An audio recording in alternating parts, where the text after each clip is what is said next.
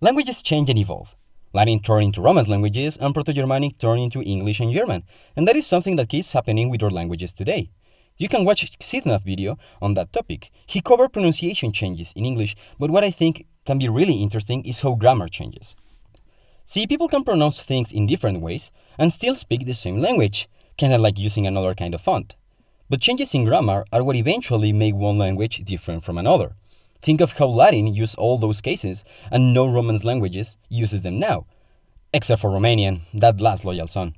But anyway, what I'm here to discuss is not how those changes happened, although they are an interesting story on their own. But instead, I'm here to analyze the modern tendencies of English and imagine where they might lead. To see the future of a language, you must see its slang. The way people talk informally or incorrectly, because, despite what some people would like, this is what eventually becomes the norm, and then new slang appears and eventually replaces it, and so on and so on. So what do we see in English slang? For this, I'm gonna set the restriction of loosely defined American English slang, since it's the one I'm most familiar with. This is different, although related, to that other video Xifnat made about vernacular English.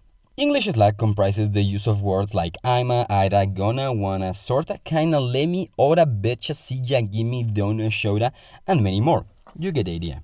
There are three types of words here. The ones that replace a pronoun followed by verbs, like I'ma, I am going to, words that replace something plus the word of, or the word to, like gonna or sorta, going to, sort of. And finally, words that replace a verb followed by nouns, like sija or betja, see you, bet you.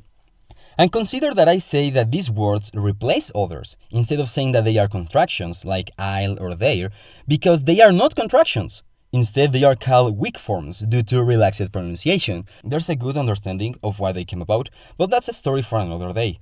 Basically, it was to make the language sound good. Now, what will English be if these tendencies continue and eventually become standard? Mind you that I'm not going to predict the future, this is just a speculation. First, let's take the pronoun plus verbs to their logical conclusion and assume that in the future English, the verbs to be, to have, to will, and would are rarely used in their own and instead are almost always part of some pronoun. These forms could be... Wow, those are a lot of forms. See, I didn't pull this from my ass. I have heard I'ma and Ida in real life before and applied the same logic to the rest of the pronouns.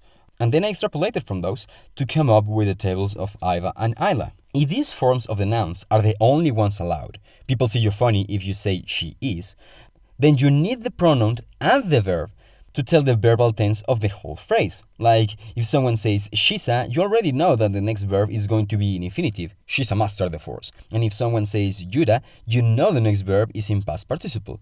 You'd ruined it, Marty. This dependency between nouns and verbs is actually pretty odd among languages. The only one that does something similar that I could find was Wolof, spoken from Senegal to Mauritania. Moving on, the next tendency in slang is to replace the words to and of with an a, technically a schwa, but we are not speaking pronunciation here. This tendency is fairly innocuous. In the case of, it seems to be limited to certain words, like kind and sort, and it maybe could spread to type and lots, but maybe I lack the imagination to see what else it could do. The tendency in words like wanna and gonna is a little more interesting, because wanna is want to, in infinitive, but gonna is going to, in present continuous. And then there's gotta, which is used like have to, but clearly comes from the verb get, right? See, this is not surprising. Languages are irregular after all. And here you can see irregularity is prompting to life. How would needing to transform under this tendency? Or hoping to? I have no hard answers to that, but I can tell you that if the word to is replaced every time it comes after a verb by some new conjugation of that verb, then that conjugation would be as versatile as the word to is, and that too is fairly unusual among languages. The last tendency is also combining verbs and nouns, but this time verbs come first. Examples are words like lemme, get'em, and silla, where the verb changes or something is added to it to express the object of that action. This, for once, is common among languages. Spanish does it, for example, and Latin used to do it a lot more. How could this be generalized to all verbs? The way I see it, this is really simple. You just need the accusative form for each pronoun, and English already has most of them. I, me, you, ya, he, him, she, her, it, we, us, they, them. You and ya are slang here, but I'm counting them. Now that you have the accusative forms, just stick it to the end of the verb. I know him, I know her, we helped ya. And maybe some verbs that end in sounds like K or T would be softened, judging by Lemmy.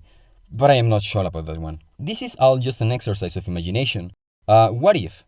Future English might end up being totally different, or it might pick up some of the features I listed here, leave others and develop some new that we can't imagine.